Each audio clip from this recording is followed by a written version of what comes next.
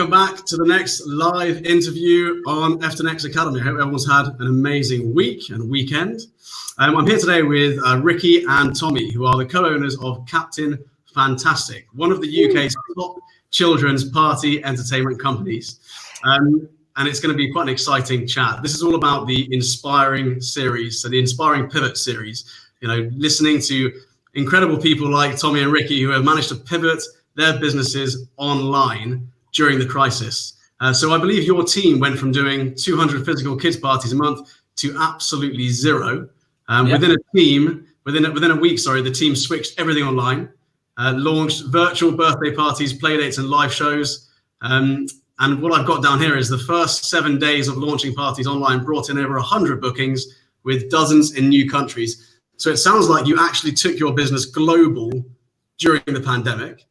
And your online following has grown from 3,000 followers to 50,000 in a few days of the launch. And your online events have already reached over 3 million people.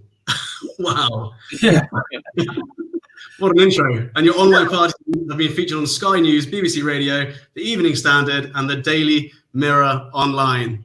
That's online. What an intro. That's what we like. We don't need to say anything else now. We're done. Yeah. So we're doing all right now. Thanks for listening. I hope you guys enjoyed the show. That's the end of it. Yeah, so crazy times, and we're trying to make the most of it. That's it. Yeah, I'd love to get into it and really, hear about the journey you've gone on, because obviously you're now experiencing that success and that's amazing. But I'm sure that wasn't always the case. I'm sure there were some really, really difficult times. And if that's okay with you, I'd like to go into that a little bit. But before we do, it'd be quite cool to find out, who are Tommy and Ricky? How did you guys meet? Why did you create this? What are you doing here in the first place? Tell me. My head looks much bigger than Rick's. That's what I'm going to move further back.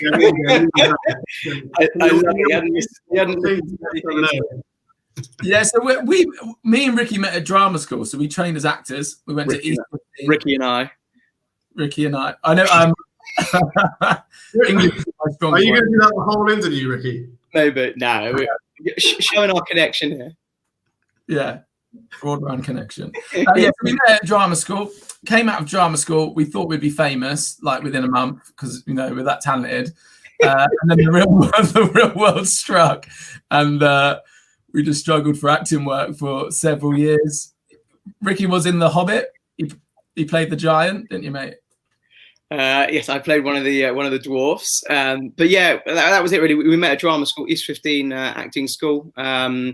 And yeah, that came out of that. And as Tommy said, we thought we'd do great. We actually started living together with a few friends as well. It was having the time of our lives when we were 20, 19, 21. And then just from there, we were kind of, what can we do for work? What can we do for jobs? As actors, you do everything from leafleting, flyering, like working, in bars. You do clubs, coffee shops. You do even do acting at some points. Yeah, a few little acting jobs here and there, but it's I was in Doctors on BBC. Just going to drop that in there. Doctors. Most people try and forget it, Sebastian, but thanks.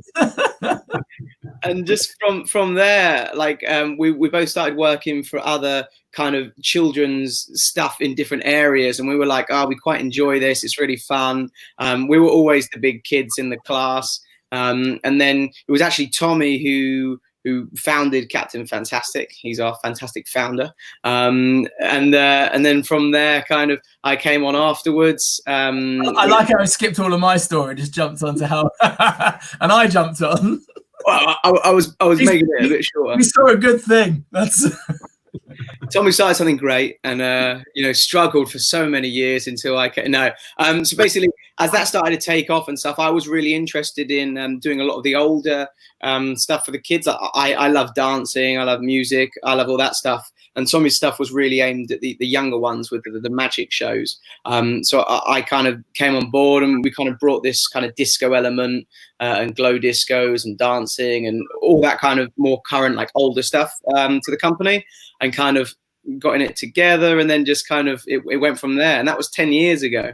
Wow. And funnily enough, when the lockdown was official here in the UK, it was like March 23rd. That was literally the 10-year anniversary for the company. And it was that week. This party along the Thames with all, like, we've got 40 staff who's going to go down the Thames. We're going to have a nice big party. Yeah. No puppetry or magic there, that's for sure. And, but then that all got cancelled. Yeah. And I think you do it on Zoom? But we did it actually. We haven't actually had a celebration. I think we're doing it to come out of lockdown. Yeah, you guys didn't even do your own party, right? It's like the painter who doesn't paint his own house. Come on. Exactly. We don't want kids entertainment. But yeah. I've done a few things on Zoom with our staff, but not. Yeah. We need a big night out after all of this, I think. Definitely. Yeah. And that was just how it really grew, and it started off with just us in the house, in a shared house, in one of the worst parts of London. And there was damp up the walls. Like when we moved out, it was horrible. Oh my gosh! I used to have mice running across my bed. I'm not joking here. So we lived in the worst house in Turnpike Lane. And it was crazy. And it was so cheap, and we'd go out every night. It was honestly the best time. It was the worst of times. It was the best of times. We had a bucket in my room where there was a leak, where it just kept on leaking. And we didn't have a living room. We all just chilled in Ricky's room. And sometimes like, guys, I want to go to sleep, and we're like, nah. I'd come home nights out, and there'd be people just in my room watching my TV because we'd invite friends that Ricky's never met. And literally we would start the business there, and we eventually, one person moved out, and we rented one of the other rooms and basically set up a tiny little office, and Tommy was paying one of our people that lived in the house 150 quid a week, or was it a week, wasn't it, to take all the phone calls and reply to emails, because it started to pick up. It wasn't slavery. And literally, that's just how it grew. And it was going from it was Tommy, then Tommy got one of our acting friends, and kind of the parties grew. And that was 10 years ago. And now there's kind of 40 of us with 6 full-time staff. And that's kind of how it started and grew. And so you grew it from this proper 2 mates on a sofa startup, hustling a little bit with resources, and developing that resourcefulness, and taking it from a real budget startup to something which had 40 staff, been running for 10 years, all over the UK, or was it based here in London the whole time? Or we're based mainly London and surrounding counties, but we franchised it now, and we have 9 franchises. We've sold 2 franchises in lockdown. That's because of just the popularity. We've been able to grow. But they run their own area. So we go from Ipswich now to Brighton, from Oxford to Kent, all of Kent. So that's like our hub. But now we do our online stuff. We've done parties in Dubai. Yeah, right. And hopefully you can speak to Charlotte. You guys have been speaking to her about maybe putting something together. That'd be awesome. Yeah, indeed. That'd be great. So mega successful growth over 10 years. You've franchised it. You're even selling franchises mid-pandemic, which is just insane. While everyone's stuck in their houses, they're buying franchises to run successful online businesses, which is awesome. I love that. Business at that point, end of February, was really good. So things started to slide off because of what was happening in other places. Some people were asking questions like, oh, what's the deal with this and what's going on with that? But yeah, generally up until the end of February was absolutely fine. What's really funny, in January, we'd had the best January we'd ever had. And we were like, 2020, this is our year. It's going to be amazing. We set up all the bonus commission schemes for all the people in the office. Like everything was like, guys are going to hit these targets here. And we hit all the targets in January and blew them out the water. And then it came. I'm sure a lot of people can relate to that. Definitely. You start off with these amazing expectations for the year, which, for a lot of people, I think January and February was a great time. There was none of this. It was all brilliant. And then suddenly, bang, end of February. For us, it was end of February. We kind of locked down a little bit earlier, especially being a kids organization. Group gatherings for children was just one of the first things to get knocked on the head. Yeah. So for you then, talk me through when you first found out that you were being shut down, that you couldn't run your clubs. Talk me through those, the feelings that came about, what happened, financially, everything. I think Ricky got on it first, actually. You were the one that was more panicked, and I was like, "Oh, be all right, mate." Yeah, it was literally, I run a dance school in Camden, and we had a massive event. It was going to be our biggest event as well. It's so funny how things happen. It was meant to be the biggest event on the weekend of the 22nd and 23rd of March. And that's actually when they actually introduced lockdown here. So we've been promoting that for months. We'd sold all the ticket sales. It was going really well. And then 2 weeks before, just into March, everyone started panicking about this COVID-19 and what's this thing. And his thing is a worldwide thing. Everyone from around the country go to his dance. Yeah, everyone from different Europe, they all come fly over, and people started messaging in, "What is it still going ahead?" Yeah, everyone, and we were just like, "Yeah, of course it's going ahead. It's absolutely fine. Nothing's bad here." And then as it got to kind of 10, 14 days before, everyone we were speaking to was like, "Guys, like people don't want to travel now," and we were looking at it, and I mean, I'm sure everyone remembers, but on the news, it was every day something went much more crazy, and we were just like, "There's no way that this can be, hopefully we'll survive through it." And then we realized actually, safety wise, cause for concerns. Dancers, ours is a partner dance school, so everyone gets very close with each other, and everyone was like, and then I can come. So we made the decision, like I think it was literally 9 or 10 days before the event, to cancel it. We lost huge amounts because all the venues were still open. That they wouldn't give us money back because they're technically still open. They were still open, just until the end of March. So we lost all stuff there. But like we started closing everything and sending it, and everyone was like, "You've done the right decision." And every day it got a bit worse. And I phoned Tommy while we were at the school when we had this decision. I was like, "Tommy, like everyone is complaining. No one's flying in. Everyone's saying they don't want to get close. Everyone's getting worse." And someone was like, no, I'm sure it'll be fine, mate. Like, it's absolutely fine. The government's not said stuff yet. And we were like, I'm just not sure. And then the next day came and it got a lot worse. And I was like, bro, honestly, mate, it's getting, when we were like, oh shit, what happens if this does? And it was literally, because I remember the day, it was that week before the 23rd. And we were like, what happens if it does get worse? We need to start thinking about it. So we got the team, our Captain Fantastic admin HQ together, and literally we said to everyone, look, we know, and then people started postponing, started cancelling. It got a lot worse. We had we had our most that day, people cancel and postpone. And again, we had to change our terms and conditions slightly, because normally we have an admin fee that if they cancel or postpone and like this. So we had to change all that stuff to coincide with what the government's recommendations were. And, we didn't want to be seen as, the friendly givers of joy and happiness and fun, stealing people's money if they cancel because we're still open and the government hasn't officially locked down yet. So we had to do all that stuff. And it is because you had a worldwide audience that we reacted quicker, because we just knew that it was happening, and because Ricky's other company had all these people saying it weren't going to happen, that's why we acted fast. But because of it, when Italy locked down, we took all the staff to one side and said, look, we actually think this might happen. We're going to lock down, and you might not have a job. Not to be horrible, what can we do? Can we cut hours? And we just said to the whole staff, what can we do? Because even Furler hadn't really come into play. Nothing. We went through pretty much exactly the same thing with the Warrior Academy. I mean, I was on a plane back from Johannesburg when I found out we were being completely shut down, and that was end of February, beginning of March. Dubai got completely shut down, and I was explaining to the UK, our guys in the UK, look, this is quite likely going to hit the UK very, very soon, sooner than you think.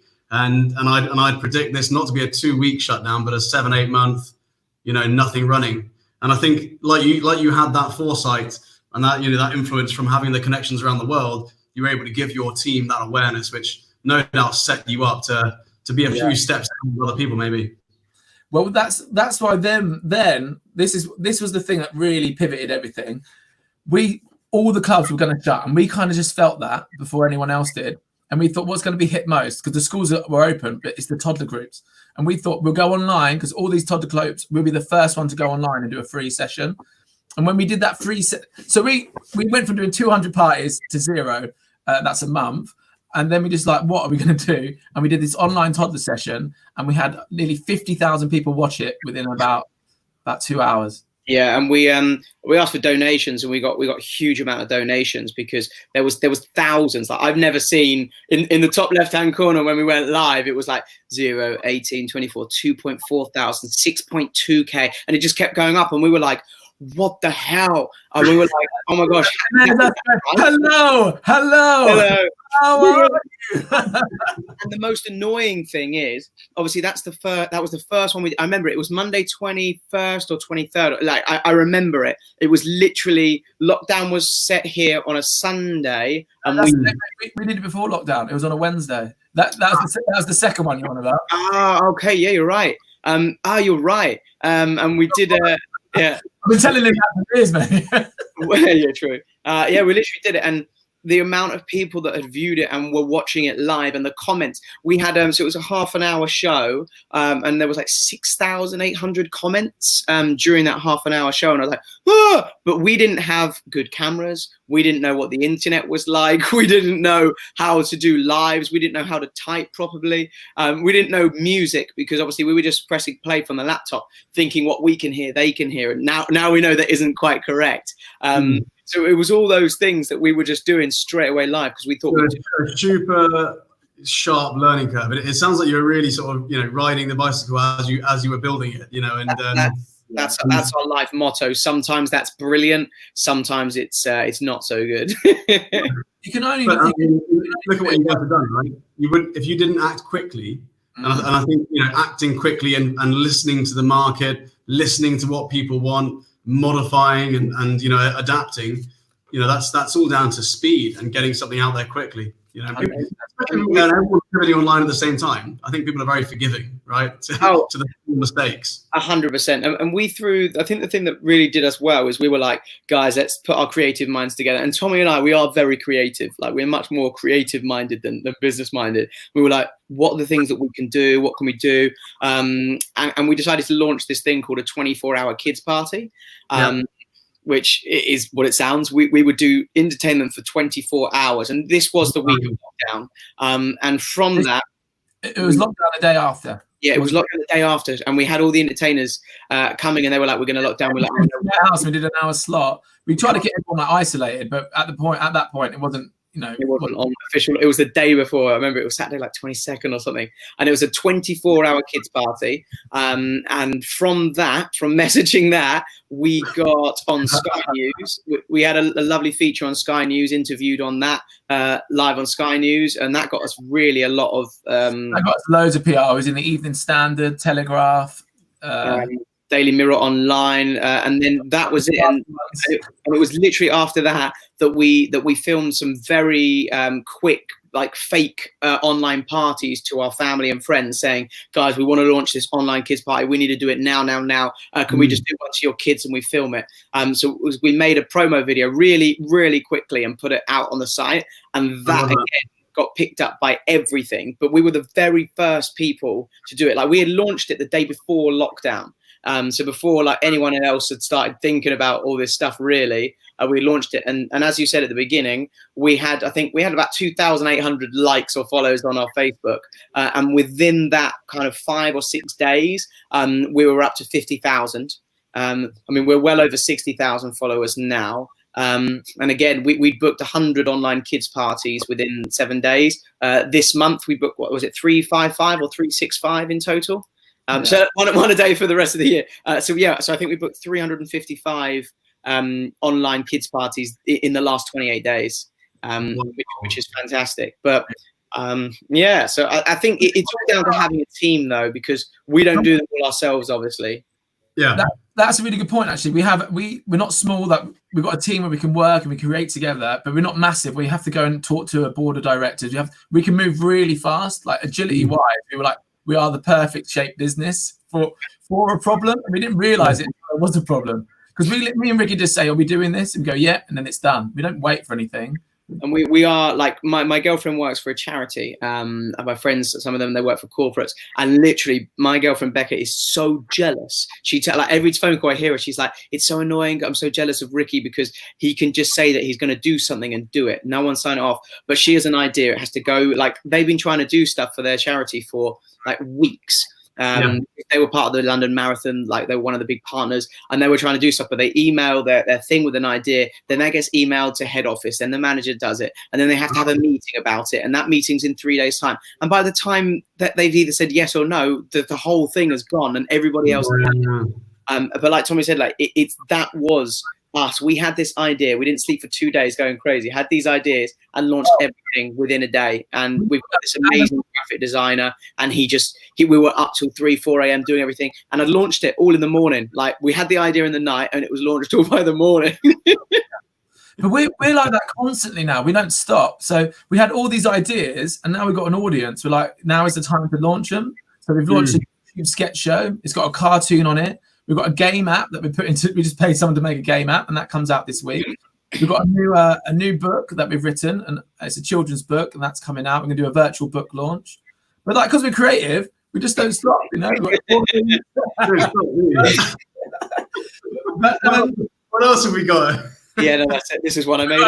Album on Spotify. So this is great as well. Because we've been doing our toddler groups, it's got so much traction. Sony Music approached us about being on their label, and we had a nice meeting with Sony Music.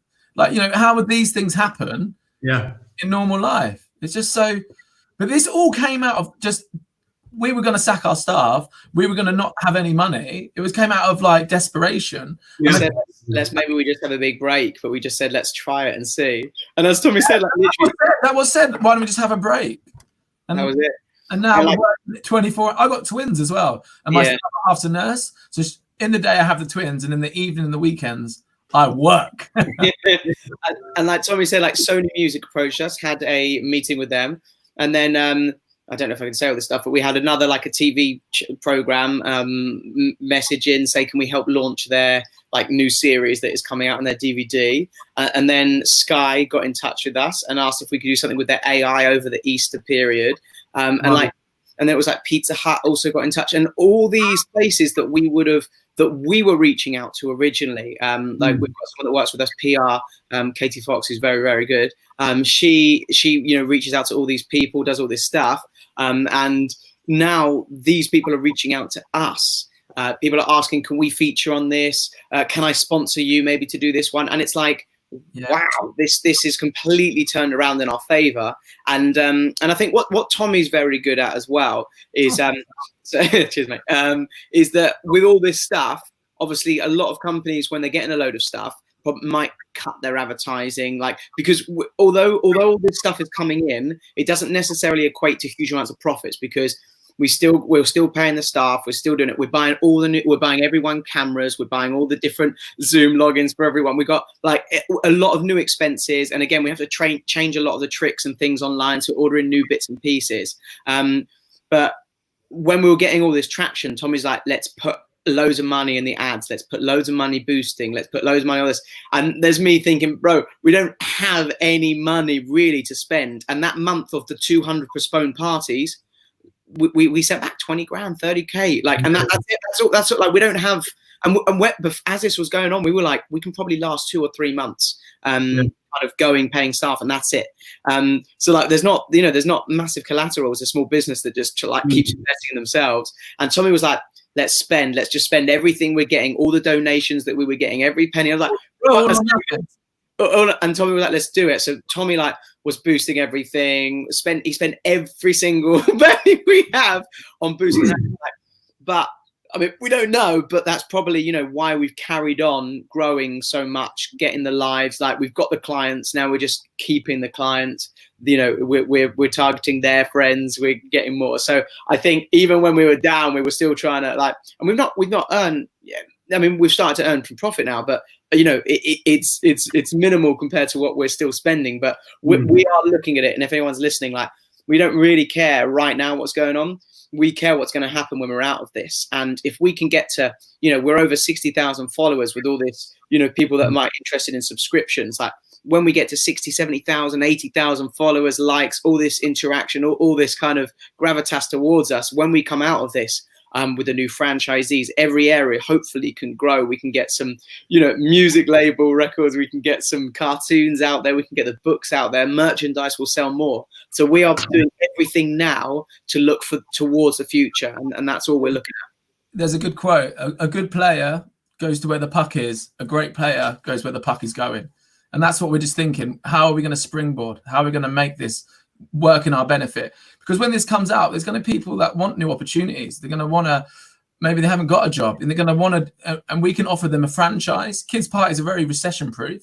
So we, if we can build and grow, it's time for us to really expand, I think. Yeah.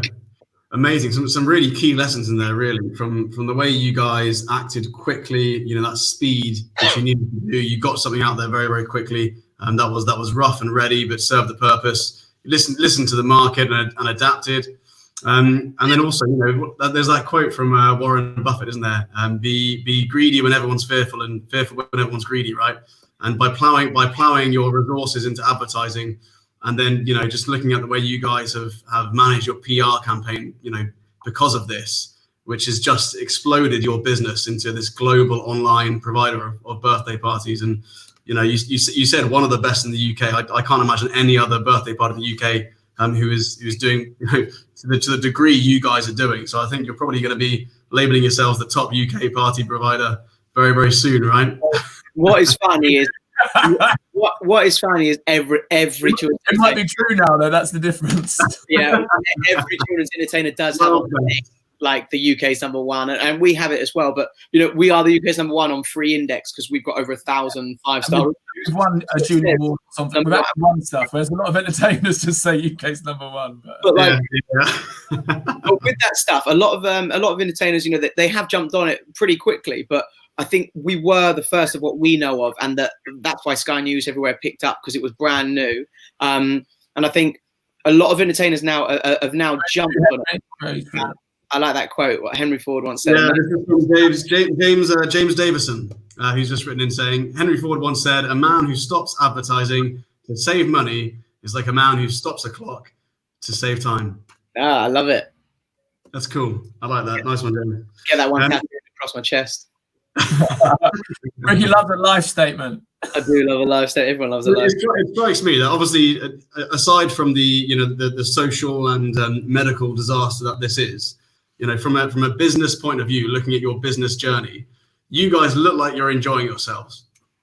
We have fun. Like, I have fun no matter what. We're active. That's nice. Like, we do work so many hours of the day. I mean, we work smart, not just hard, but we work a lot as well. But we do enjoy it.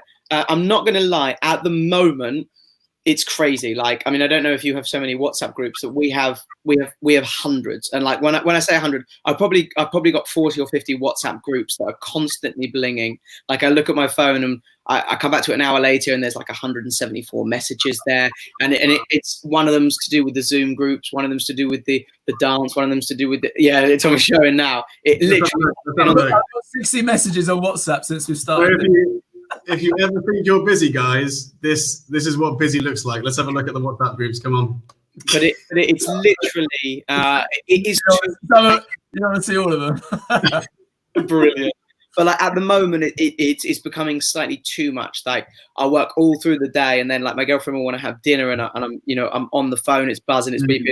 But she got annoyed right at the beginning, before the lockdown.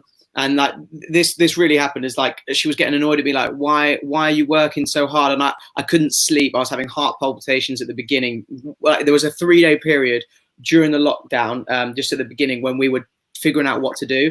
I wasn't sleeping. Me and Tommy were having conversations every minute with the graphic designer, with the team, like 3-4 a.m. in the morning, and then I'd wake up at 9, and like we carry on, and we flipped every single thing round on the website. We had to get a new design, everything. And like, then Becca saw what we did and we became first. And she was like, I totally understand why we were doing this, because, as someone that, runs the company as self-employed, you have to do what you have to do to change it. And Becca can drop everything at 5 p.m. when she finishes work. And it doesn't really matter if someone messages her. She doesn't need to message back. But like, that is it. We just try our best to do it, and we don't stop until we kind of are happy. No, completely. But it's a pursuit of passion, you know, and then you know, that work you're doing, you might work 15 hours in the day, but it doesn't really feel like work because you're just so into it, right? You care so much about the outcome and what it is you're doing. It does take its toll though. So like at the moment, like not like I can go more. I can go harder and I can go faster. You just give it to Tommy for a few weeks. Just give him your WhatsApp messages. But there's a meme, isn't there, where there's a boss and he's whipping people to work, and then there's the leader's underneath and he's at the front pulling everyone along. And we're leaders. We don't wait for someone. We don't need to be whipped. Follow us. This is the way forward. Yeah, right. We'll give you hope. We'll give you something to follow. That's what we feel. We got 40 people relying on us for incomes for their family. If we stand still, they what do? They lead the way. I can go longer because I know I'm supporting other people's families. And what is fantastic now is our team beforehand, like they're all entertainers, so they're all at their own homes, and we speak occasionally. We meet up every probably 4 to 6 months to kind of really talk. This isn't our full-time staff, we see them every day, but our entertainers that are self-employed. And you know, we chat occasionally on the WhatsApp groups that are going and stuff like that. But now, since this, we've got a core group of kind of between 10 and 15 of them that are really going for it, that are sticking in, that are helping us. And they have seen what me and Tommy and I have been doing, not just for ourselves and for the company, but for them. Like with all the donations, we haven't been taking any of them ourselves. We've been splitting them between the entertainers and not ourselves. We've been passing on. Tommy and I aren't doing any parties, even though like it would be great for some money to do it. We are giving every single one to our team and our entertainers. We are offering them to do much more online, and we're still paying them to do the online stuff. Like we want to see it, and they have started to see this. And now when we said, guys, we'll buy your webcams for you, get a new one, they're like, no, I bought my own. You guys are doing amazing for it. Yeah, awesome. And actually, like you've now seen the camaraderie. They've created new products for us. Yeah. And they're all like, let me write the blogs for you. Can I chip in here? Can I do? And it's like, wow, what was just kind of like individual islands have now come together, and like we're building a proper community within our staff. And like all those things that, you know, like Richard Branson says about treating your staff right. And like we try and do it, but actually this. Not a good time to mention that, Rick, but sure. Yeah, you know, you're right, actually. But like this now has had such great kind of, you know, camaraderie brought between the team. And it's like, I now speak to them now much more as friends. Like it's really nice to see it. Thanks. It's not really, I mean, you know, like any crisis, it's got that potential, you know, to bring people together. One of the things I keep saying is nothing is transparent like a crisis. So if they can see you guys emerge as leaders who are putting them first, you know, then it's going to really cement that kind of relationship with you guys and that team culture, which sounds like what you've done. And when I do the training for the entertainers, so Tommy and I still do the training for our entertainers, I always say to the entertainer, you don't know a good entertainer until shit goes bad at a party. I said anyone can, not anyone, but literally nearly anyone can entertain a group of well-behaved, happy children that are willing to do what you say. But what happens when you get that rough lot in that, you know, rough area that, you know, are throwing food, that are doing this, that are doing going crazy, that you can't control? That's when you're the difference between having a good entertainer and a great entertainer. Do you know what I mean? Yeah, completely agree. Again, nothing gives transparency like a crisis, right? And that is a mini crisis on its own. Ricky, what's the most full-on party you've ever been to? When you say full on, what do you mean? You mean like, not on your own. I mean, like, you know, you explain parties going wrong. So can I jump in? Me and Ricky launched. I don't want to hear from Tommy on this. I'm worried he's going to. No, I need to jump in. Me and Ricky launched a party for adults, and it's called Kidding You. Not a great title, but it's a working title. And we did a thing for a bunch of army wives. And like the equipment didn't work, they started heckling us.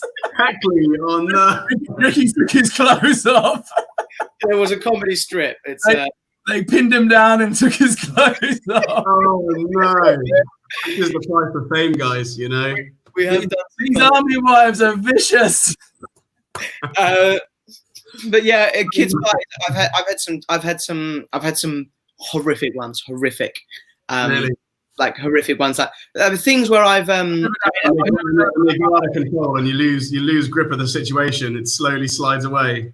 I literally think I'm a master of kind of kids parties. Like and I've done over 5,000 kids parties personally myself, from ages 1 through to adults, because I do a lot of the adult entertainment as well, like weddings and stuff. 5,000. Yeah.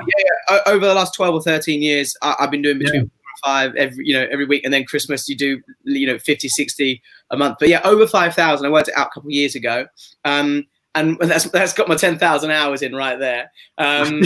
And literally, I've had some though where I'm in the middle of doing a trick, and then all of a sudden the kids just walk past and punch me straight in the ding dong. And I've been out, I couldn't move. Everyone's laughing. I've had a small target there. He was all right. Oh, you bastard! And I've had it where as well, like this, where some of the parents aren't listening at all, and I say, and someone shouts out, he's got a big nose. And I'm like, my nose isn't big. And then and then you turn around and someone says, he's got a big bottom. I don't have a big bottom. And then they'll shout, he's got a big willy. This happened at one part, and I was like, no. And then all the kids are shouting, he's got a really big willy. I was like, oh my god, no. And then the parents come over, and like there's this one entertainer there. No, please, guys, saying, carry on. And like, when kids see that you don't want them to start saying stuff, they start saying, like, we've had some embarrassing moments. This is a long time before you guys were all over the national TV and all that stuff. No one filmed it, luckily. Oh my goodness. So tell me, what's the situation now? Now you've experienced this massive interest in your services and what you're doing, and you guys all over the place.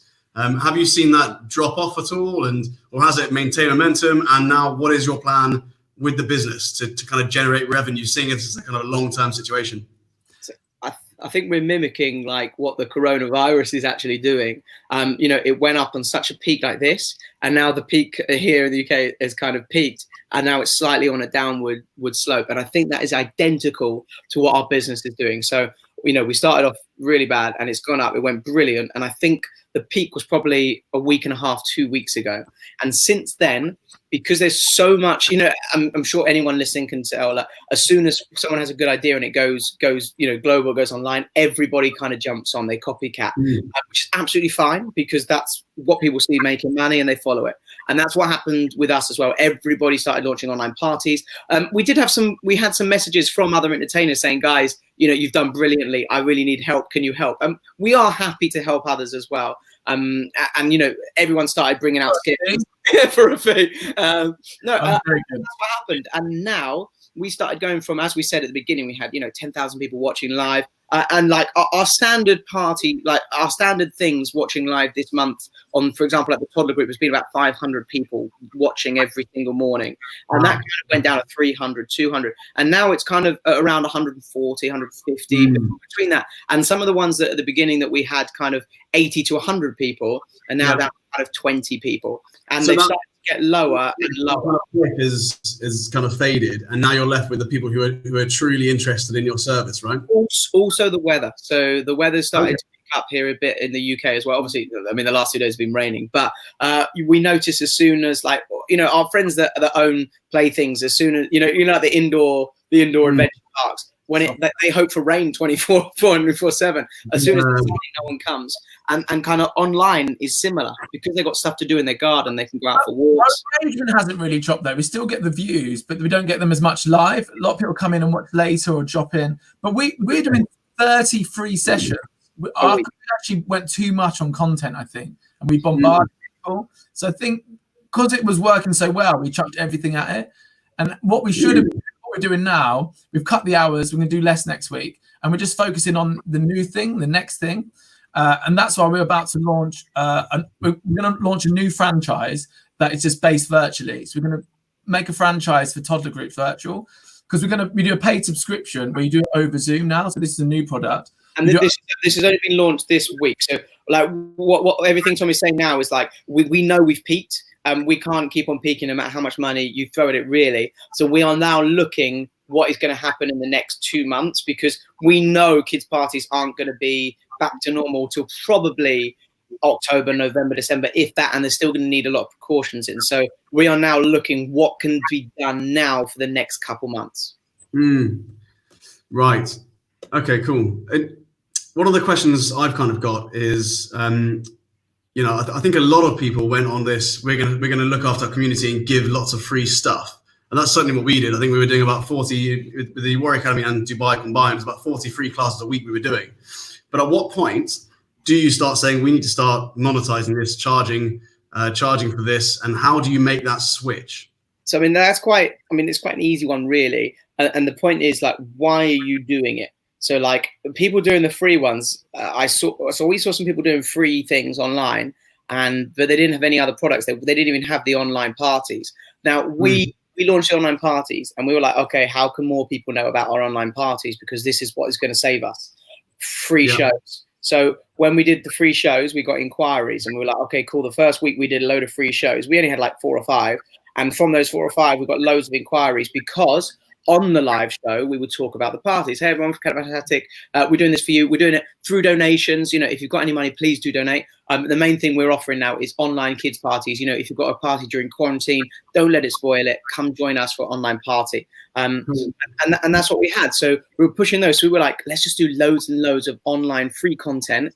And obviously the main thing was to A, build a following, and B, that we can sell to. Because at the end of the day, obviously, products to sell to now, and I think that's really like there's no point doing free stuff without an outcome. And we always knew we were feeding parties, and that feeds into going into other products, and we've always done that. We've always had products feed into other products, and we learned that from Dent. You know, I know we're going to talk about it later, but that's really quite a good point. Then I mean, you know, you've obviously pivoted online rapidly to be featured in you know, not just all the different national radio stations, TV stations, but you know, to be featured on entrepreneur.com as well. You know, you've obviously done an amazing job of adapting and pivoting. What kind of mentors or influences have you had to help you with that? So we always have a coach on, like we always have someone that's given us advice, and we look for people that have done things that we haven't done. So at the minute, our coach is franchised a massive soccer tots. And that's our coach now. Mark, if you're listening, that's our coach at the minute because he's done what we want to do. We also did the KPI program. That's with Daniel Priestley. And that's all the 5 Ps. If you ever read the book, Key Person of Influence, great book. And for us, that really taught us, you know, we were here, but we didn't know how to get to here. And I think, let's get that in view. And it gives you steps to get to the next point. And the best thing we learned from that was having multiple income streams. It's like putting your eggs all into one basket. It doesn't work. And also loyal customers will buy from you again and again. So just take them on a product journey. I think the best piece of advice that Daniel Priestley that I got from anything that we did on KPI was literally, where do you want to get to in the future, like up here? And then reverse engineer the future backwards, which is the line that he uses a lot, reverse engineer the future. And that is, so to get to up here, you need to get to this step. And what's that step? But to get to that step, there's this step. Now, a lot of people probably think, oh, but I know where I want to get to. But then what they do is they say, I want to get to here, but they say, okay, I'm going to start at the very bottom step. How do I get to the next step? Instead of working backwards. And to me, that might sound, if people have been doing it the other way around, it sounds pretty similar or the same, but it's completely different because you have to work backwards to know rather than forwards. And for me, that's really, really helped us figure out where it is. Like what we've just been saying with all the online stuff, people are doing loads of stuff for free and then they're just asking for donations. But if, you know, do something for free if you want to build follows. Yes, that's one thing you want to do, but you don't just want to build follows because what's the point of having follows? You need follows to sell what? Like, you know, do you know what I mean? Like some people only go a little bit ahead, but they haven't got that full goal or that aim which they want to get to. Yeah, definitely. One of the things I hear Daniel speak about a lot is developing assets and using this time to look into your business and look at the IP you're sitting on. Have you guys taken that advice and looked at developing assets during this time? Yeah, to be honest, that's all we're doing really. And our timetable that's free is to feed into those assets. That's like our main goal really. I think with what Ricky was saying also is like we have massive dreams. Like we want to have a TV series. We want Captain Fantastic to be global. We want a kids' books that rival Julia Donaldson. We don't aim small. But the thing is, when you say that to someone and they're like, "But who are you? What have you done?" Like it just kind of just alienates them. So by putting those steps in place, like reverse engineer the future, you get other people to come on board at different stages. So if you just say, "Here's my big dream," people are like, "All right, what? Believe it when I see it," sort of thing. But I've always had big dreams, and it puts people off because they just can't see the jump. Whereas if you micromanage people and give them what they need to know at that point, they can come on board with you. And it took me a long time to learn that, and all the coaching and then has really drummed that into me. Amazing. God, loads of brilliant advice in there. Really, really, really useful. This is a quick look if we've got any good questions here. We've got a great one here. Any tips on how to boost that team culture? Thing that I which we don't always do, and we will do this from now on, is involve everyone. Because even when we were talking about like sacking people, I know that sounds horrible. We had a team meeting and said, look, we're going to run out of money in 3 months. What do we do? And we involved them, and they were like, we can cut our hours. I can manage on this amount. Then we took everyone individually. So we had a team meeting, and then individually we went away, spoke about what we were going to do, and then individually we implemented our plan. But we involved them, and our entertainers. Once we involved them, they've started writing products for us. But it's involving them and leading the way. You've got to muck in. I clean if the sink's messy here, I clean it. I'm not below. If something needs to be done, I'll do it, and I do it for people to show that I'm one of them. I'm not above them. Yeah, 100%. Brilliant. Ricky doesn't clean anything. I was just going to say, I don't really know the cleaning. I can see Ricky shaking his head like, you won't get me doing. Tommy can do it. But it is. Yeah, everything Tommy just said there is completely true. It is like we didn't realize before that involving them so much really helped. So definitely just being open and transparent. And as a business owner, I love that transparency, right? That's so key. I mean, one of the things we did is we sat the business down, we sat everyone down, we just said, look, this is the situation. This is what we've got coming up. We've got a plan for the worst case scenario. What can you do to help? And how can we help you to protect your roles here? And the ideas started coming out, and everyone felt ownership over the business and what was going on, and it was inspiring. And also, I mean, this isn't one that you need to necessarily, but like rewarding. So like with our staff as well, like in the office, even while this has been happening, we've given them all bonuses. Because even though we don't have, and they were just, and you should have seen like how thankful, like how absolutely thankful they were, and that actually like inspires them to do more, and like they start getting more, because like we were just like, because I was chatting to Tommy, I was like, buddy, like they're working their asses off, like they are going crazy for us, and like obviously it's our business we're trying to save. They obviously feel like they are part of this thing, and they love the business as well. It's fun, it's silly. I mean, sometimes they hate us, but it's funny and it's silly, and they're working like crazy for us, and we're messaging, we're constant up at all hours of the night. They're messaging back as well. It's amazing. And we were just like, buddy, like we've already cut down some of their hours, but like they're working their ass off. They are saving the business, and like we just said, let's give them bonuses now just to show them. And then when we sent it through and we messaged them saying, we check your bank account, we give you, they were just like, how can you do this at a time like now? And it's like, well, actually we have nothing right now if it wasn't for these guys. And I think just for them to feel appreciated, we don't always show appreciation so much. Do you know what I mean? So I think showing it in a time of desperation just shows that you're willing to kind of, that you will really understand and thank them. Yeah, definitely. Yeah, I completely agree with that. Right. I think we'll probably finish off there. What I quite like to hear is if you are talking, and you are right now talking to lots of business owners, not just here in Dubai, but around the world through this live interview, a lot of business owners struggling, not quite sure how to bring their business online, how to pivot online, which is essentially what this community is there to help support people do. What would be your advice to them in a very, very short sentence? If we have two bits of advice each, that might work. So, Ricky, what would your advice be? So just how they can kind of switch things. Two bits of advice that you would give to a business owner who's struggling at this time. It's just, I mean, it's don't lose faith. But I think to have faith, you've got to know what it is that you want to get out of this. So I think this is a perfect time to take a step back and see what it is that you want or that means something to you.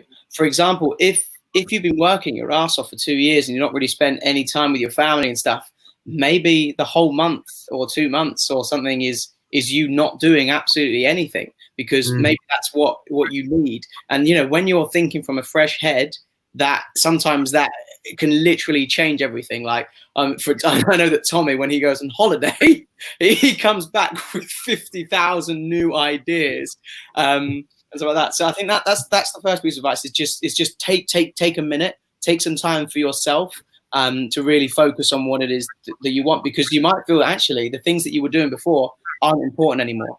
And two, it's just everything we've been saying the whole time. It's just adapt. So it's don't do what everybody else is doing, even if it is right. So I mean, it could be right, but for us, an example, if some people are seeing us earning money by doing these things online for free, and everybody starts jumping on doing these things for free, it doesn't necessarily mean it's right, but they don't know what our goal is. We have different, same company, same audience, we're both children's entertainers. Our goals may be completely different to those. We may, as Tommy said, have the big, massive global goals, TV shows, franchises. What we're doing now is to give gravitas and energy towards getting those things that we want. But a local entertainer just doing free on live shows, it might not be why they want to do it. So I think it is just not following the crowd, seeing where, as Tommy said, where that puck is going, where don't go where everyone is now, go where you want to see yourself. And again, that just goes back to that reverse engineer the future. Ricky's just saying what I said earlier, really. I think that's there's a few pieces. Great advice, really, really good. Love that. Tommy, what's your advice? 2 bits of advice.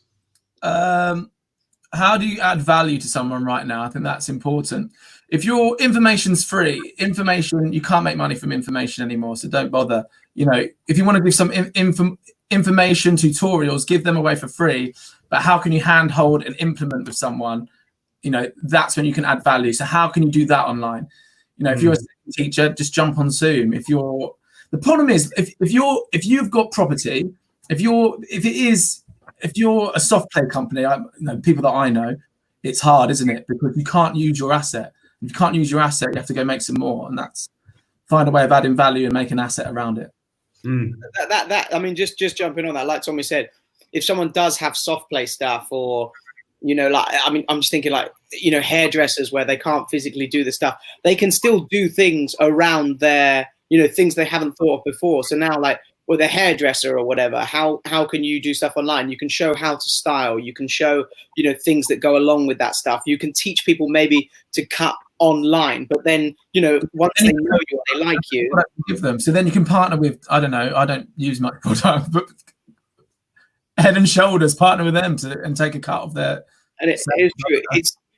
Last piece of advice, Sebastian, because I said this the other week, and actually I had quite a few people message me saying that was the best piece of advice, and it is, who can help you right now? So it's partnering with different people. Like, we've had a lot of people approach us, but now is the time to look through your Facebook list of however many thousands of friends you've got, or people that have been like Sebastian. Me and Sebastian, we've never actually spoken before, and we both did KPI, yet we've never really spoken, and he's reached out over this time. And now look at this relationship we're building, and he's just invited us to go to Dubai with him. That was all because of what's happening now. So who is it that maybe you could reach out to do? I kind of made it my thing, not to do with business, but I message about 10 or 15 people a week that I don't normally speak to at the moment and say, hey, how's it going? Haven't spoken to you in ages. Not ex-girlfriends, Tommy. I see you smiling. They're all girls. They're all women.